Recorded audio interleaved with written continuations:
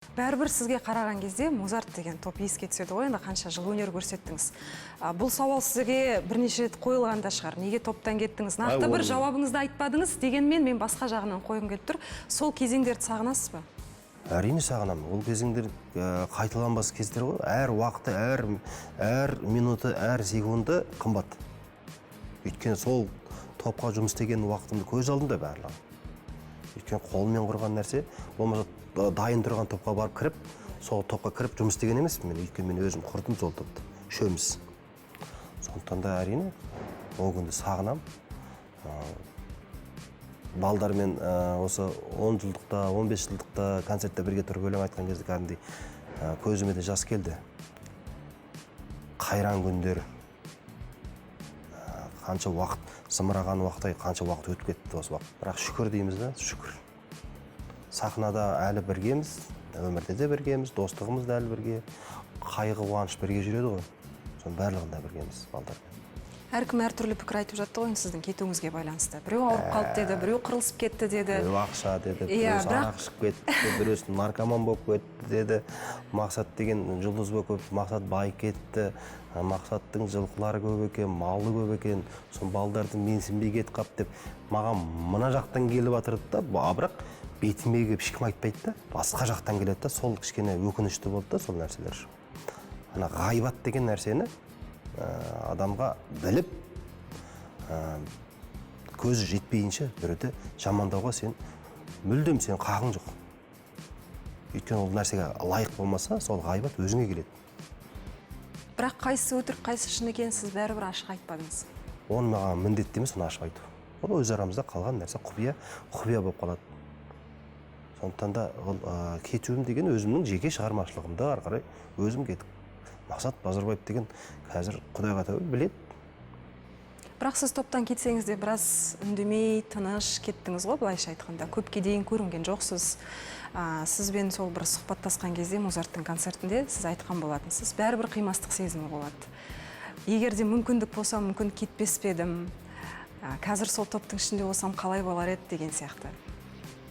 Сол кездерді еске алып көріңізші, сіз жігіттерге қалай айттыңыз, жігіттермен қалай сөйлестіңіз?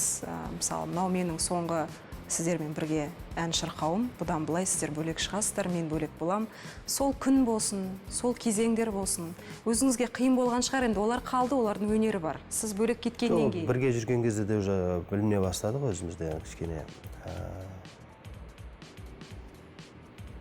Өзім бөлек кеткенім дұрыс деп ойлап шешіп жүрдім. Дайын болдыңыз ба? Дайын болып, дайындалып жүрдім.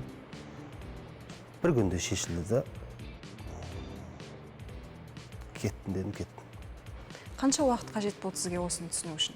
Жарты жыл жүрдіңіз ба? 1-2 ай жүрдіңіз ба? Бір жарты жылдай ойланып жүрдім. Жарты жылдай. Оны ешкімге болмаса бір айналамдағы біреулерге айтып, біреулерге жарнама айтып, мен кетемін топтан деп, мүлдем ондай нәрсе болған жоқ. Өзімнің ішімде жүрді. Кетемін деп жүрдім. Кету керек болып жүрді. Жеке шығармашылықпен кетейін. Жеке кетейін. Сөйтіп жүрдім да бір күні. Сондай шешім қабылдап.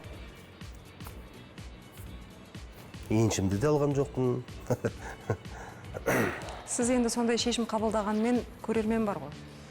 Көрермен ренжісін білдіріп жатырды, Иә. қаптаған телефонға, ұялы телефонымызға енді маза болмады, телефонды өшіріп тастадым.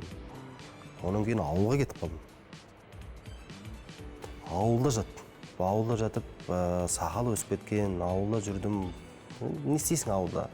Кешкісін көшеге шығасың, балдармен жүресің, арып жүресің, қордайға барып келесің, қайтып келесің. Сөйтіп, әкем айтты, Алматыға қайт, ят болады, мынау жүрсің болмайды. Қайттан Алматыға келіп, қайтадан сол өнерімді қайтадан ән Жарылқасын Дәулет көкемізге барып, Қазақ қыз деген ән алдым. Өзімде репертуарымда әндер болды ғой. Дүнген қызы болды, Қыздарай болды, Әселім деген ән болды, тағы да әндер болды. Оның барлығы халық бағалап, бағасын беріп қойған әндер. Кейін өзімнің жеке шығармашылығымды ары қарай жалғастырып кеттім. Жаман болған жоқ, сахнада жүрдім.